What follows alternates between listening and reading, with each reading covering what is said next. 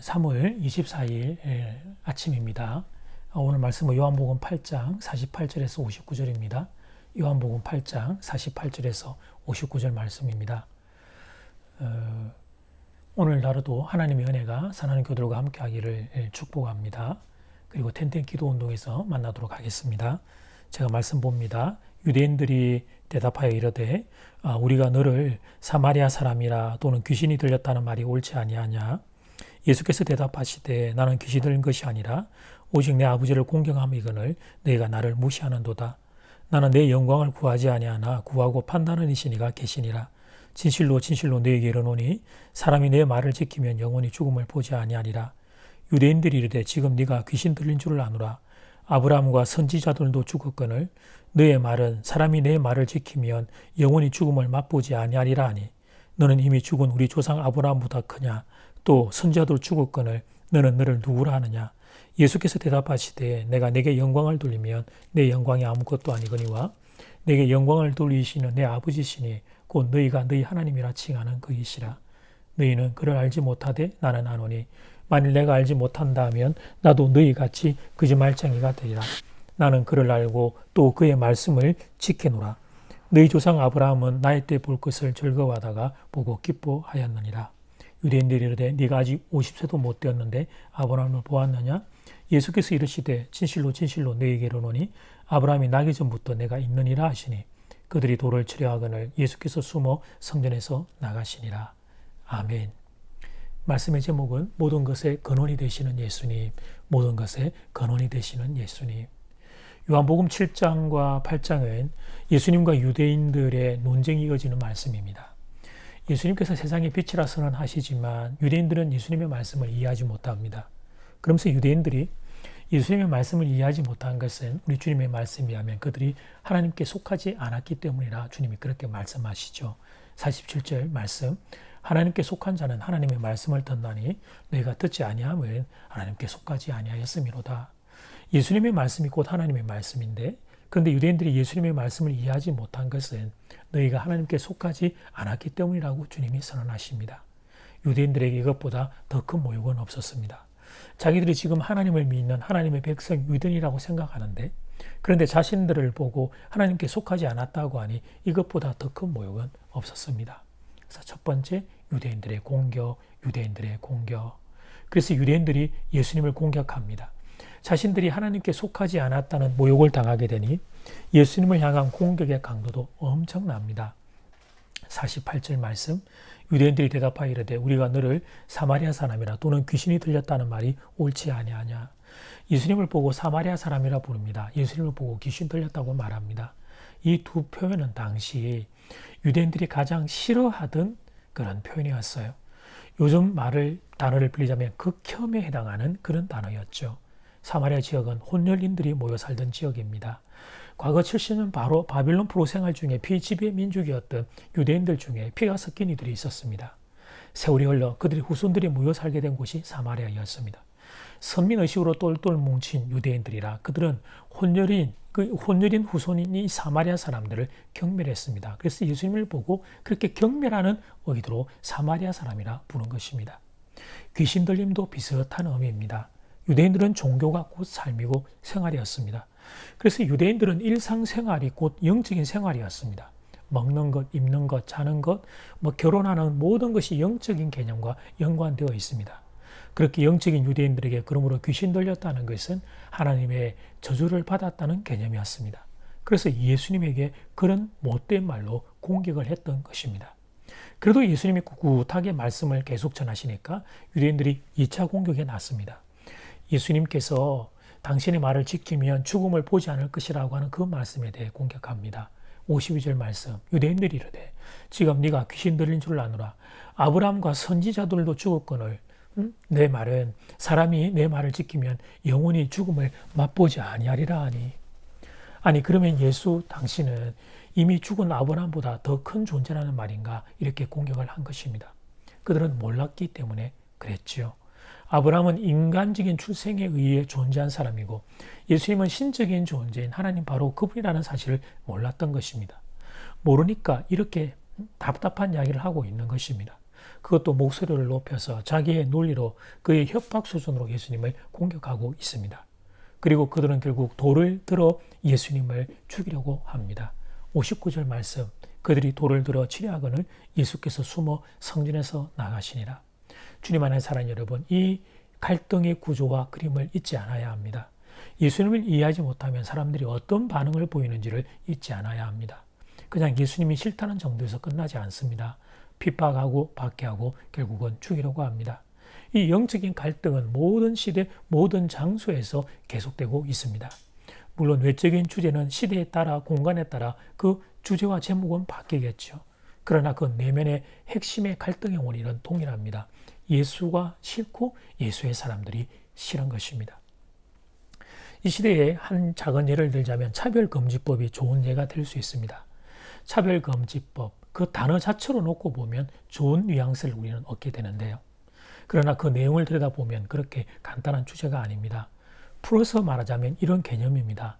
차별을 주장하는 의견이 있다면 그 의견은 법으로 금지해야 한다. 이게 차별금지법입니다. 쉬운 예를 들자면 동성애가 있습니다. 동성애는 잘못된 것이다. 하나님의 창조 질서에 위반되는 것이라고 말하면 그것은 차별을 조장하는 것이기에 그런 말은 못하도록 법으로 막아야 한다는 것입니다. 이것이 차별금지법입니다. 그런데 사랑하는 교회 여러분, 기독교만큼 평등을 우리 이 땅 삶 가운데 불러온 종교가 또 어디 있겠어요? 이슬람은 아직도 남성 우위의 세상입니다. 여성의 신부는 비참하기 짝이 없습니다. 얼굴을 드러내지 못하고 히잡을 써야 하는 것은 아주 작은 예에 불과하죠. 그러나 기독교에 들어가는 곳에서는 남녀의 평등이 이루어졌습니다. 기독교는 사람을 소중히 여기고 그리고 차별을 하지 않는 종교입니다. 그러나 사랑하는 교들이여, 질서가 있는 것입니다. 하나님이 만드신 질서를 따라 거기에는 위치의 차이가 잔존하게 되죠. 사람은 모두가 다 동등하게 소중한 존재지만 질서에 있어서의 위치의 차이가 있는 거예요. 부모와 자녀의 질서가 존재합니다. 남편과 아내의 질서가 존재합니다. 하나님이 만드신 창조 질서가 있는 겁니다. 그리고 그 질서를 따라 사는 것이 사람이 가장 복되고 행복할 수 있기에 성경은 그 사실을 선언하고 있는 것입니다. 그리고 그 질서가 무너지기 시작할 때 그때 인간은 불행할 수밖에 없기에 동성애 또 간통에 대하여 성경은 죄라고 선언하고 있는 거예요. 여러분, 이것은 정죄하기 위함이 아닙니다. 잘못을 잘못이라고 말할 수 있어야, 그래야 잘못을 깨닫고 바른 자리로 돌아오는 회복이 일어날 수 있기 때문입니다. 그러니까 죄를 죄라고 말하는 이유는 그 사람들을 사랑하기 때문입니다. 그 죄된 자리에서 자신의 죄됨을 깨닫고 일어나 회개함으로 생명과 복된 자리로 나아오기를 바라는 애타는 마음인 것입니다. 그런데 세상은 교회를 보고 그럴 말을 하지 말라고 합니다. 죄를 죄라고 말하지 말라고 합니다. 지금 우리가 그런 세상에서 신앙생활을 하며 살아가는 것입니다. 주님이 그 시대에 그러셨던 것처럼 우리 또한 이 세상의 영적인 갈등 가운데 신앙생활을 하며 걸어가는 중입니다. 자, 두 번째, 모든 것의 근원이 되시는 예수님. 유대인들은 예수님에게 네가 아직 50도 못 되었는데 아브라함을 보았느냐고 57절에서 공격합니다. 그때 주님이 이렇게 대답하시죠. 58절 말씀, 예수께서 이르시되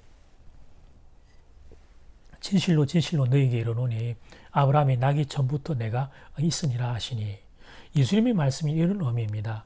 아브라함은 인간적인 출생에 의해 존재한 사람이었고 예수님은 신적인 존재라고 말씀하신 겁니다. 예수님은 삼위일체 하나님 중에 한 분이시니 당연한 이야기죠.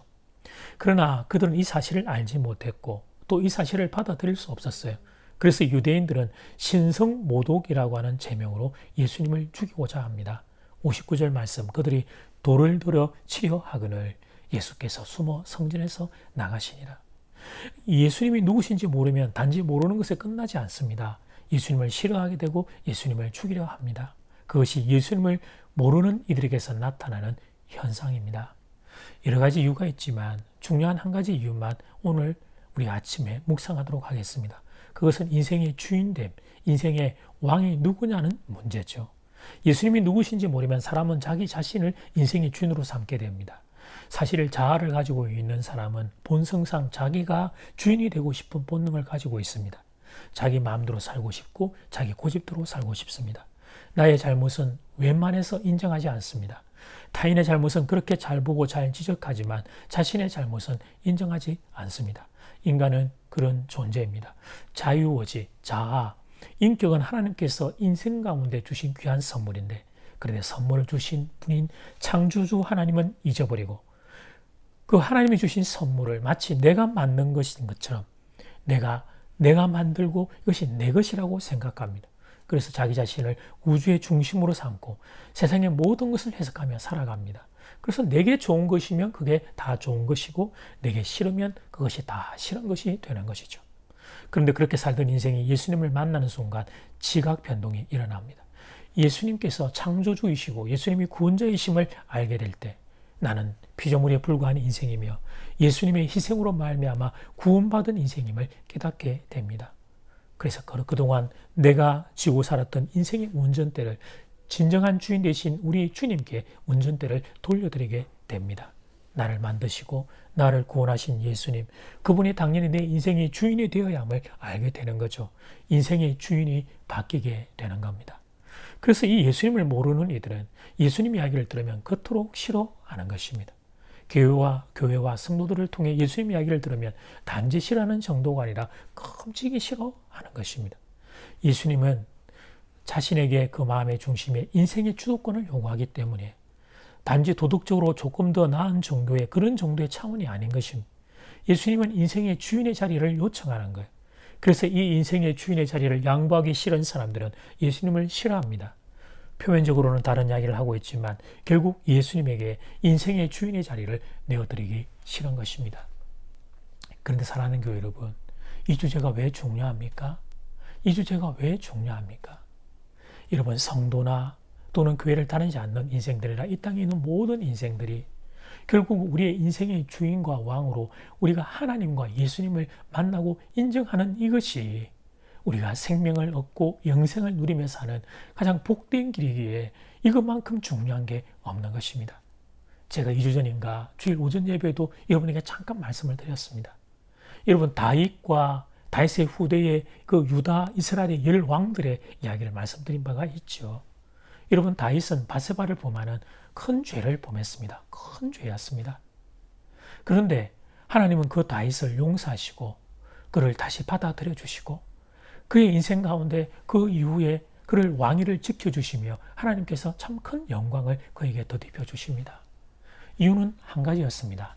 다윗은 자기가 잘못을 지적받았을 때 나단 선자 앞에 엎드려 내가 여호와 하나님 앞에 죄를 범하였다고 하나님을 하나님으로 인정해드리고 하나님을 왕으로 인정해드리고 왕이신 하나님 주의 성령이여 내게서 떠나지 마시옵소서, 왕 되신 하나님이 내 인생 가운데 떠나지 않기를 그는 사모하며 왕이신 하나님을 인정하며 붙잡습니다. 그러나 후대의 유다의 10왕들은 하나님을 왕으로 인정하지 않습니다. 하나님을 왕으로 인정하지 않고 그들은 자기들의 생각, 자기들의 고집, 그리고 자기들이 보았던 것을 인생의 왕으로 삼고 살아가고자 합니다. 그래서 결국 그들은 자기만 멸망한 것이 아니라 민족의 멸망이라고 하는 크나큰 아픔을 겪을 수밖에 없었던 거예요. 사랑하는 교회여, 하나님을 하나님으로 인정하지 않는 것, 예수님을 예수님으로 인정하지 않는 것, 그것이 바로 우리 하나님이 가장 싫어하는 우상 숭배가 되는 것입니다. 그래서 주님도 오늘 본문에서 이런 깊은 갈등 가운데도 물러서지 않으시며 당신이 누구신지, 당신이 하나님으로부터 오신 바로 그 삼위일체 하나님 중에 한 분이심을 선언하고 이 유대인들이 예수 그리스도를 깨닫고 와라, 예수님을 인생의 왕과 주인으로 인정하며 받아들이기를 원했던 겁니다. 그 사실을 통해 그들이 살아나기를 원하셨던 것이죠. 이 시간에 사랑하는 성도 여러분을 축복합니다.